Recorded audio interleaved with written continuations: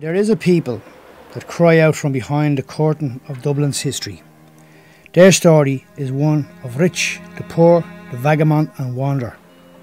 Dublin city, set on the east coast of Ireland, its people, renowned from their song and dance and courage, the spirit that would fight at the drop of a hat. The architecture of the buildings, the designer that scripted the lives of many working class people, as our languages and cultures was handed down by word of mouth. It is here we will uncover a heroic people that overcame every obstacle, and a people of this country that will leave this island to sail for New York, to the 5 Points, the infamous gangs in New York, and ultimately the presidency.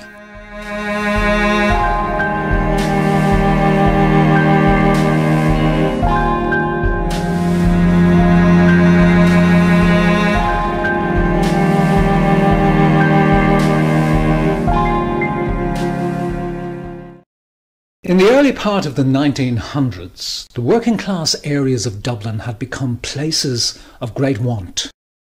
In 2008, when George Fitzgerald was engaged in research for one of his books, he was appalled by what he read of the conditions that people had lived in.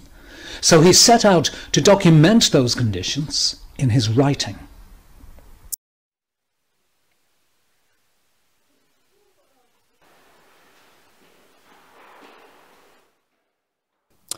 In 2016, at the age of 51, I was back in college. I can remember the 12-year-old kid on his first day in another school in Finglas, only yards from where I stand now.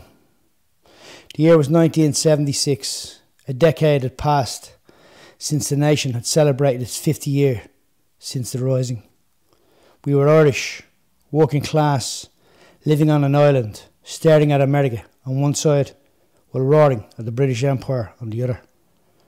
Our nation's identity had been sealed, our history written, the heroic stories of dead men, blood spilt, and a nation born again for a beautiful lady called Ireland. 40 years later, I was using dry point, printed images of those heroes of Mother Ireland, combining paint and sculpture, manifesting the boyhood dreams. My biggest one was one day to become a writer. It was here while I was studying art in Coláiste Ida that I revisited Story Ash. I've always been intrigued by Fitzgerald's work. In his current book Ash, I'm particularly intrigued and fascinated by his portrayal of the main character. It's written in such a style that you think it was written by a woman herself. Ash is the story of Ashley Brown and her small circle of friends. She grew up in a respectable coastal area in Dublin and dreamed of working as a book editor. She was young, blonde and beautiful, a woman that men found irresistible. She doesn't seem to have become attached to any of them, however, until a man called Dean entered her life. He sparkled, dressed in a three-piece suit. He pulled down his short collars, fixed his tie and lit a cigarette. He was physically at ease with the world. My French teacher had said, "Men look for love in shapely legs, but all possessors of truth find it elsewhere. To discover love in the person, not the object, is the only thing of worth in this world." We were going out for dinner. Dean stood at the window like a movie star. There was a stillness hovering over us. I knew I loved him. We were born to meet. Cupid arrows followed us all the way. Every sentence from every romantic book I read was sliding off the tip of my tongue. But I couldn't find a simple verb, that action word that could explain my feelings. I wanted to tell him. How could I, when my tongue was stuck to the roof of my mouth and I was drowning in a sea of emotions? Character Ash first appeared in a book called The Manuscripts, which I published in 2009.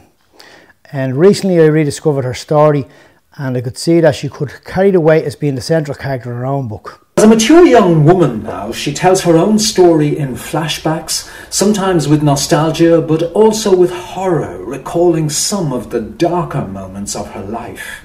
In the opening chapter, we find her back in college studying fine art. It is here she is met by a man called Pitbull. He tells her about his friend Frankie, an older man who is trying to find his father's true identity. Ash is intrigued by Frankie's story and throws herself into the role of researcher on his behalf. Ash's Dublin was vastly removed from the one she experienced. Hers was completely divorced from the one that she discovered while researching Frankie's book. In her research, she discovers a Dublin she never knew about. There are legal ramifications, scenes in the courts, the Dublin tenements, and the crimes the men themselves committed. Ash's own fairy tale story of boy meets girl turns into a nightmare in London when she falls foul of drug taking and the sex trade. But first, we will look at the hidden Dublin she discovered in her research for Frankie, the poverty and depravity that lurked behind the history of the Rising and the Civil War. This was the city that was branded as having the worst slums in Europe, or as Ash plainly put it, this was Frankie's Dublin.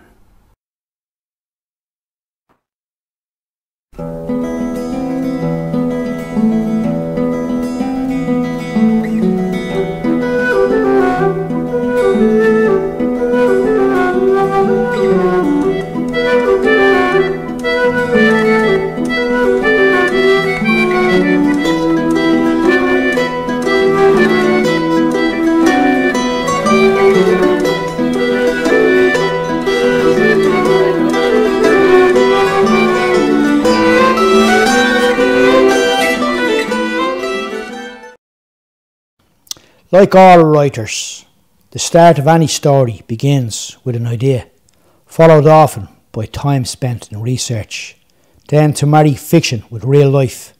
The relationship between the written word, the spoken word, and the characters birthed in the imagination of the writer's mind. The concrete expression of the invisible become invisible.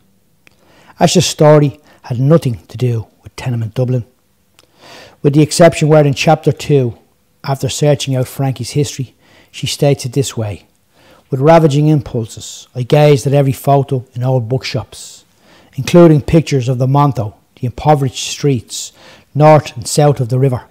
If the information I was reading was right, the data was as follows. There were 7,000 tenement buildings in Dublin, housing 100,000 people. The images crossed my mind like a sideshow.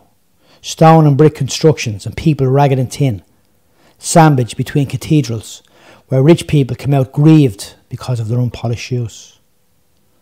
Her Dublin was a multicultural city, an invasion of foreigners, a city that celebrated not only the arts but of the sports. But in order to uncover, we must go back to discover the Dublin of the 18th century. In December 1779, Sir George McCartney, the former Irish Chief Secretary, was sent on a secret mission to Ireland.